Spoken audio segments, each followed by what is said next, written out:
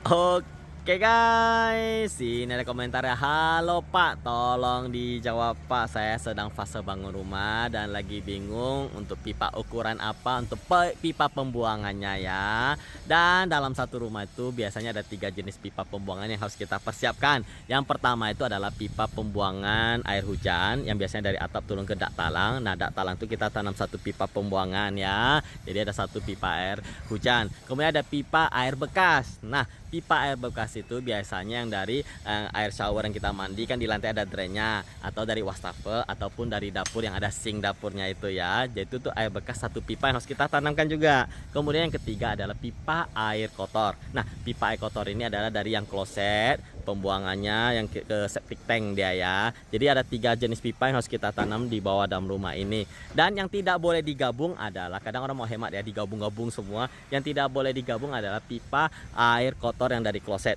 Kalau Anda gabung nanti semua jadi satu, nanti di kamar mandi Anda bisa bau tai karena dari drain itu keluar hawanya ya.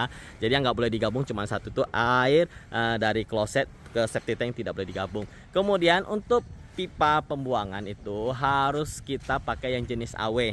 Nah, karena dia ditanam di bawah bangunan semua itu, dan saya kasih lihat di sini ya sekilas.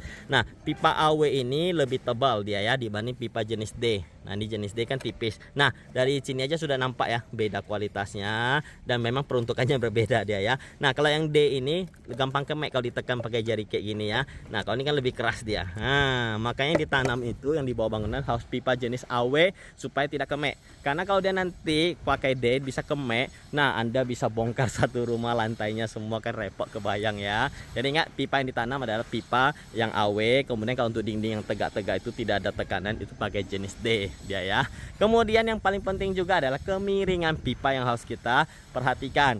Jadi kemiringan itu harus 1% plus 1 cm minimalnya. Contoh misalnya bangunan Anda pipa paling belakang itu 10 meter dari drainasenya pembuangan ujungnya. Nah, 1% dari 10 meter adalah 10 cm dan tambahkan 1 cm berarti 11 cm minimal kemiringannya ya. Jadi Anda bikin kemiringan seperti begitu supaya airnya lancar ngalirnya. Nah, kalau untuk pipa air kotor yang dari septic tank Anda lebihkan kemiringannya bisa 12, 13 atau 14 cm. Karena apa? Itu ada bongkahan emas yang kita buang, itu harus didorong keluar dia ya.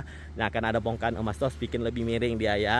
Kemudian yang paling penting dari pipa pembuangan adalah ujung pembuangan pipanya, saya kasih lihat ya. Jadi dari ujung pembuangan pipa ke pare ini jangan di bawah drainase, jadi harus di atas drainase ya. Kadang orang kemiringan nggak dapat, jadi ujung pipanya itu malah di bawah drainase. Nah, kayak seperti begini guys. Jadi pipa ujungnya itu kan enak ya, ngalirnya netes seperti begini, berarti lancar banget. Kemudian dia di atas drainase tuh, jauh.